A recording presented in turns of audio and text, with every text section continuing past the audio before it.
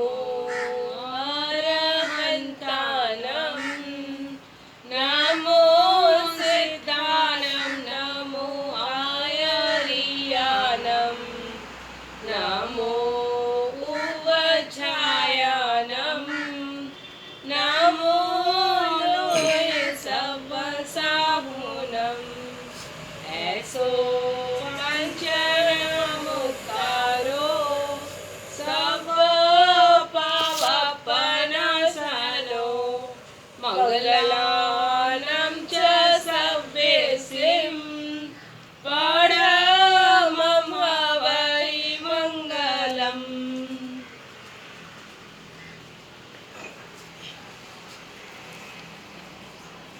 अनंत उपकारी शासनपति श्रवण भगवान महावीर स्वामी को कोटि कोटि वंदन नमस्कार करके, अनंत उपकारी ज्ञान चक्षु देने वाले पूज्य गुरु भगवंतों को वंदन नमस्कार करके, सरलता और सादगी की प्रतिमूर्ति पूज्य पिताजी श्री प्रेमराज जी छाजेड़, ममता और वात्सल्य की प्रतिमूर्ति पूज्य माताजी श्रीमती फूलीबाई छाजेड़, इन दोनों के गुण स्मरण करके इनके दिव्य आशीष से आज की कक्षा प्रारंभ करते हैं। आइए तो सबसे पहले ये हम अपने दिमाग में बैठा लें कि प्राकृत सीखना बहुत ही सरल है। गणित जैसा जटिल विषय भी हम सरलता से सीख सकते हैं, तो ये प्राकृत तो कोई बात नहीं है। चलिए एक उदाहरण से समझते हैं। गणित के लिए एक उदाहरण है कि जैसे 9 का टेबल है। अब 9 के टेबल में 9 को गुना करना है, तो ये देखिए 1 2 3 4 5 6 7 8 9 10। अब 9 के टेबल को 2 से गुना करना है, तो दूसरी वाली अंगुली पकड़िए, यहाँ पर क्या है 1, तो 1 लिखिए, और इसके बाद कितना है, तो ये 5 और ये 3 8 है, तो यहाँ 8 लिखा। तो इससे आकर के 9 का 2 का गुना 9 दूनी 18 बराबर हो गया। 9 को 4 से करना है, तो देखते हैं 4 की अंगुली पकड़ी, इसके पहले 3 है, इसके बाद में 6 है, तो 9 चौक 36 हो गए।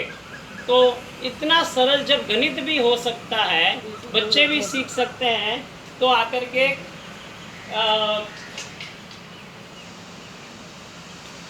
प्राकृत तो और भी सरल चीज है।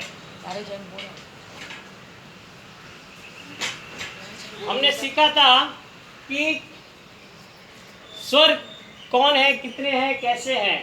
तो भाई स्वर 8 हैं, अ आ इ ई उ ऊ ए ओ।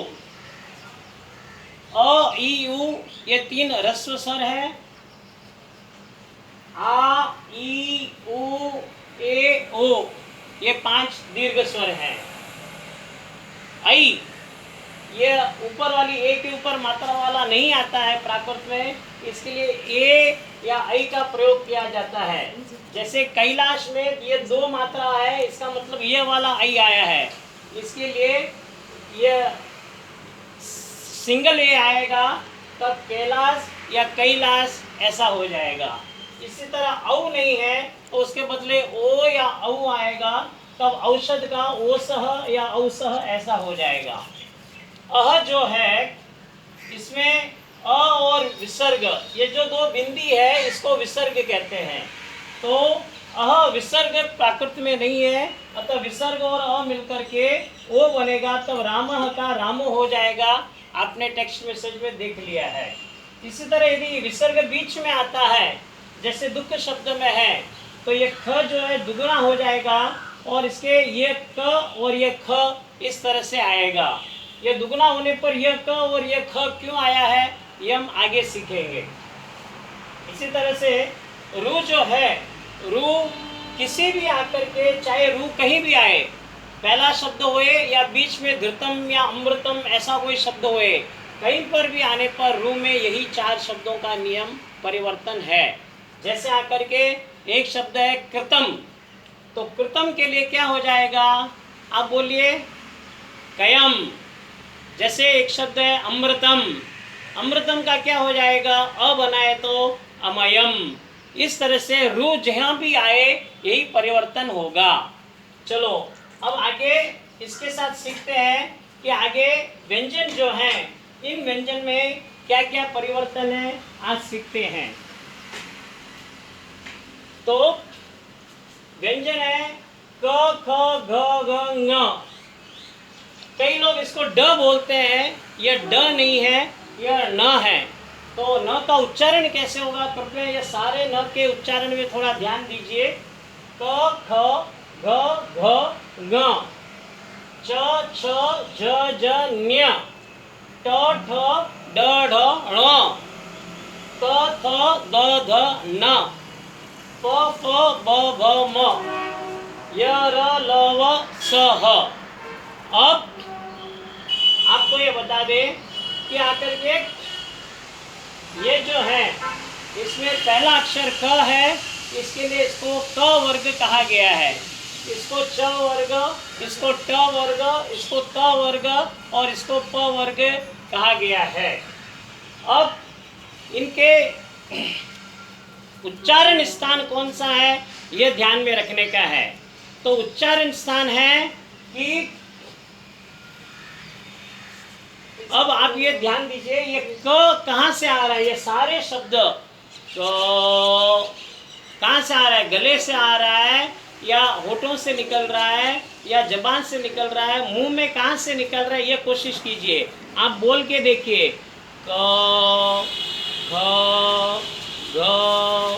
हाँ, तो ये सारा का सारा गले से आ रहा है, गले को कंठ कहते हैं, इसके लिए इस वर्ग का नाम है कंठ्य। अब सारे के सारे कंठ जो हैं इसी तरह से आएंगे, यानी कि क ख ग घ ङ, इन सभी का उच्चारण आकर के कंठ से ही होगा। इसी तरह से च है, आप बोल के देखिए च कहाँ से आता है, च च। जब आकर के हम च बोलते हैं तब हमारी जीभ जो है ऊपर हमारे तालू पर लगती है, तालू पर सीधे जाके ऊपर लगती है और नीचे आ जाती है। इसके लिए तालू की सहायता से बोला जाने के कारण इसको तालव्य कहते हैं। इसी तरह से ये सारे अक्षर छ, अब बोल के खुद प्रयोग करके अनुभव करके देखिए तो ही ये बात समझ में आएगी। छ, झ, झ, ञ, ये सभी इसी तरह से तालु है। यदि ये न्य बोलते वक्त आपके बराबर तालु के ऊपर जाकर के नीचे जीव आती है तो आपने ये त्यालव न्य बोला है, नहीं तो इसका उच्चारण आपने सही नहीं किया है। ट, ट का उच्चारण कहाँ से हो रहा है, ट। यहाँ पर देखिए आप, इसमें क्या विशेषता है, ट जीभ जो है सीधे ऊपर जाती है और इस तरह से एक झटका मार के नीचे आती है। ट, ठ, ये ऐसा इन सभी अक्षरों में होता है। इस कारण से ऊपर तालु को लग करके नीचे आगे तालु और जीभ के बीच में इसका उच्चारण होता है, इसके लिए इसको मूर्धा कहते हैं। इन अक्षरों को इसी कारण से मूर्धन्य। बोल के देखिए आप सभी, ट, ठ, ड, ढ, न, सभी का उच्चारण स्थान एक ही है। देखा आपने, अलग अलग उच्चारण स्थान है। अब इसका देखते हैं ट वर्ग का। त कहाँ पर लग रहा है, किसका सहयोग होने पर त का उच्चारण सही हो रहा है, तो यह है दांत। दांत का यदि आपके दांत सही हैं तो ही आकर के आपके उच्चारण सही होगा। तब आकर के त, थ, द, ध, न, ये सभी होने पर जीभ जो है दांत पर जाकर के टच होती है, स्पर्श करती है दांतों को, इस कारण से इनको कहते हैं दंत्य। अब प, फ, ब, आपने देखा होगा होठ बराबर इसमें हिल रहे हैं। यदि बराबर होठों के साथ इनका स्पंदन होता है तभी आकर के इनका उच्चारण सही हो पाता है। इसके लिए इनको कहते हैं ओष्ठ्य। आगे के अक्षर है य, र, ल, व, स, ह। इनका भी आकर के इसी का सीरियल है। इसमें ये जो है तालव्य है, र मूर्धन्य है, ल दंत्य है और व ओष्ठ्य है। इस कारण से इसको यहाँ पर इस तरह से लिखा गया है, वास्तव में ऐसे हैं। अब वर्गों को बताने के लिए यह लिखा गया है, साथ में स तो एक स ही है संसार वाला, तो यहाँ पर स जो है यह दंत्य है, इस कारण से स को भी हम यहाँ पर लिखते हैं। आगे है कि स के आगे ह, ये कंठ से निकल रही है ध्वनि, इसके लिए ये भी कंठ होने के कारण से यहाँ पर इसको लिखा गया है। इस तरह से आपने समझा अच्छी तरह से, कंठ्य, तालव्य, मूर्धन्य, दंत्य, ओष्ठ्य, ये इस तरह से इनका उच्चारण स्थान है। आगे देखते हैं कि संयुक्त अक्षर, जैसे ये मूर्धन्य में न है, कंठ में न है, दंत्य में न है, तो ये जो है इनको संयुक्त अक्षर बोलते हैं। संयुक्त अक्षर माने पहला अक्षर आधा, दूसरा अक्षर पूरा। अब इनका उच्चारण कैसे शुद्ध होवे कि पहले जो आधा अक्षर है वो आधे अक्षर को पहले शब्द के साथ बोल दिया जाए।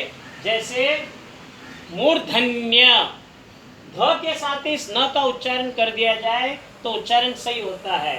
कंठ, कंठ्य, तो न के साथ, क के साथ न का उच्चारण कर दिया जाए तो आधे अक्षर का उच्चारण सही होता है। पर यदि दो आधे अक्षर आ जाए, जैसे दंत्य में आया है, तब उच्चारण कैसे होगा? तब एक आधे अक्षर को पहले अक्षर के साथ और अगले आधे अक्षर को अगले अक्षर के साथ बोलने पर, अगला का मतलब होता है बाद वाला, तो दंत्य, द पर जोर देंगे तो न का उच्चारण सही हो जाएगा और य पर जोर देंगे तो आधे त का उच्चारण सही हो जाएगा। इस तरह से आधे अक्षरों का यानी कि संयुक्त अक्षरों का उच्चारण होता है। अब ये बहुत ही इससे हमको पता चला कि ये कितना वैज्ञानिक है। ये पूरा जो भाषा शास्त्र है, स्वर है, व्यंजन है, इतने वैज्ञानिक हैं कि काफ़ी लंबे समय की अध्ययन के बाद लोगों ने इसको इस तरह से है ऐसा पता लगाया है। तो हमें तो हमारे तीर्थंकर भगवंतों ने अनंत कृपा करके ये सारी चीज़ें समझाई है और वर्तमान में इस तरह से व्याकरण शास्त्र उपलब्ध होता है, तो ये इतना वैज्ञानिक है, हमें पता चलता है। अब आगे आज जो प्राकृत के संबंधी एक दो रोचक बातें और भी, ये जो समझी है आपने, और भी एक दो रोचक बातें समझते हैं। पहली बात है कि अनुस्वार, अनुस्वार किसे कहते हैं कि अक्षर के ऊपर जो बिंदी लगती है उसको अनुस्वार कहते हैं। तो अनुस्वार का प्रयोग कैसे होता है ये समझ लें। जैसे हम लिखते हैं चंचल, इस चंचल को सही तरीके से कैसे लिखा जाएगा? बालिके आओ यहाँ पर लिखकर बताओ, चंचल कैसे लिखा जाएगा?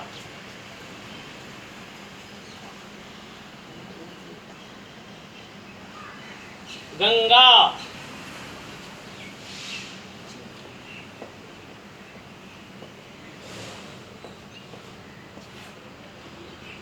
बहुत बढ़िया, बहुत सही तरीके से लिखा है। आपने देखा है कि जहाँ पर यह गंगा शब्द आया है वहाँ पर गंगा में ये वाला न लगाया है, और जब चंचल आया है तब ये वाला न लगाया है। तो नियम क्या है, बिंदी का क्या लगेगा या किस जगह के बदले बिंदी आई है, ये आप समझ लें। तो पहली बात है कि नियम यह है अनुस्वार का कि बिंदी यानी कि अनुस्वार के बाद में जो अक्षर आया है वह अक्षर किस वर्ग का है, वह जिस वर्ग का है उस वर्ग का अंतिम अक्षर आएगा। जैसे गंगा के अंदर अनुस्वार के आगे ग शब्द आया है, यह ग शब्द क वर्ग में दिख रहा है, इसके लिए क वर्ग का अंतिम अक्षर यह न होने के कारण से गंगा ऐसा लिखा जाएगा। इसी तरह से चंचल में अनुस्वार के बाद में च आया है, ये च जो है इस तालव्य वर्ग का है, च वर्ग का है, अतः यह न आएगा। इसी तरह से आप लोग लिख के देखिएगा, घंटी। घंटी में अनुस्वार के बाद में कई लोग ये गलती करते हैं, आप लोग ध्यान दीजिए, जिसके ऊपर अनुस्वार लगा है उस पर ध्यान नहीं देना है, हमें क्या ध्यान देना है, अनुस्वार के आगे कौन सा अक्षर है, अनुस्वार के बाद में। तो अनुस्वार के बाद में ट है, यह ट आकर के ट वर्ग का है, यहाँ पर यह न आता है, तो घंटी ऐसे लिखी जाएगी। इस तरह से आप और भी शब्दों को लिख करके प्रयोग कर सकते हैं। एक उदाहरण के लिए हम आपको शब्द देते हैं, आप प्रयोग कीजिएगा। पंक, पंक माने कीचड़, तो पंक को लिखिए देखिएगा। इसी तरह से पंछी, फिर घंटी है ये। इसी तरह से नींद, नींबू। इस तरह से इन शब्दों को लिख करके देखिएगा, आपको अनुभव होगा। अगला आज का जो एक और बात जो समझानी थी आपको, वह यह है कि ये आदि अक्षर जब आकर के लिखे जाते हैं तब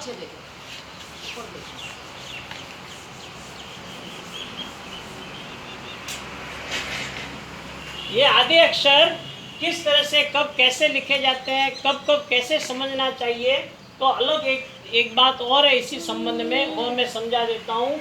जैसे है हम बोलते हैं नमो सिद्धानम, इसमें लिखा है सिद्ध। सिद्ध में कौन सा शब्द आधा है, कौन सा शब्द पूरा है, ये आकर के कई लोगों को ज्ञात नहीं हो पाता। अतः ये समझाने के लिए आज आपको यह कक्षा में बता दिया जाता है कि इसमें पूरा कौन सा है, आधा कौन सा है। तो कई लोग सिद्ध ऐसे लिखते हैं कि ध आधा है तो ध पहले लिख दिया, फिर द पूरा है तो द पूरा लिख दिया। ऐसा नहीं है, दुनिया में जैसा दिखता है वैसा होता नहीं है। अतः यहाँ पर ये जैसा दिख रहा है वैसा नहीं है। इसका मतलब ध जो आधा दिख रहा है वह पूरा है, और द जो पूरा दिख रहा है वह आधा है। इसको अलग तरीके से समझ लें व्याकरण की भाषा में, कि जो पहले लिखा जाता है वह आधा होता है। जैसे जब सिद्ध लिखते हैं तब द पहले लिखते हैं, तो यह द आधा है और यह ध जो है पूरा है। यह एकदम सही है। यह इसी बात को इस तरीके से भी लिखा जा सकता है, इस तरीके से भी लिखा जा सकता है। जैसे हम गंगा आदि में भी देखते हैं, एक बार वहाँ की भी समझा दूँ। गंगा शब्द ऐसे भी लिखा जा सकता है, और गंगा शब्द ऐसे भी लिखा जा सकता है। तो दोनों तरीके सही हैं। इसी तरह से सिद्ध जो है ऐसे भी लिखा जा सकता है, ऐसे भी लिखा जा सकता है, लेकिन इसको खुला करके लिखने पर ऐसे लिखना, यह समझने के लिए यह बात बताई गई थी। जो अक्षर पहले लिखा जाता है प्राय वह अधूरा होता है। और एक बच्चों की तरह समझने के लिए यह समझ लीजिए कि पूरा व्यक्ति ही अधूरे को उठा पाता है। तो यहाँ पर यह पूरा है, इसीलिए यह अधूरे को उठा पा रहा है। अधूरा व्यक्ति पूरे को नहीं उठा पाता। तो यहाँ पर इस तरह से यह सिद्ध होगा। इस तरह से एक और शब्द आपको देता हूँ, वो समझा भी देता हूँ। जैसे यह सिद्ध लिखा है वैसे बुद्ध। इसी तरह से जितने भी आदि अक्षर हैं, आप संयुक्त अक्षर हैं, आप उन्हें लिख करके देखिएगा। यहाँ पर बुद्ध में भी बुद्ध सही तरीका, यह भी सही तरीका है, लेकिन इसको खुलासे से लिखा जाए तो बुद्ध ऐसे लिखा जाएगा। तो आज इस तरह से आपने स्वर और व्यंजन के विज्ञान के बारे में जाना। तो आज की ये कक्षा यहाँ पर समाप्त होती है। आज का एक विशेष संदेश जो हम आपको देना चाहेंगे वह यह है कि आप अपनी छत पर कृपया ये जो पंछी है उनके लिए पानी और दाना अवश्य डालिएगा। ये उन बेजुबान पंछियों के लिए बहुत काम आने वाला है। उनके खाने और पीने का ध्यान हम नहीं रखेंगे तो फिर हमारी जो भावना है, हमारी जो अंदर की अनुकंपा भाव है, उसकी वृद्धि नहीं हो पाएगी। हम इस भावना से नहीं दें कि हमारे पुण्य बढ़ेगा, पुण्य बढ़ेगा, मैं सुखी रहूं, मैं साता में रहूं, ऐसा सोचना आकर के आर्त ध्यान है। स्वयं को अधिक आकर के साता देने की सोचना आर्त ध्यान है। दूसरे जीव को सुखी बनाना ये आकर के धर्म ध्यान है। अतः मेरा पुण्य बढ़ेगा यह नहीं सोच करके मैं उनके आहार पानी में, उनके सुख साता में मैं सहयोगी बनूंगा, मैं उनके लिए उपकारी बनूंगा, यह सोच करके हम ये दाना पानी डालें। यही भावना आज के लिए। जय जिनेंद्र।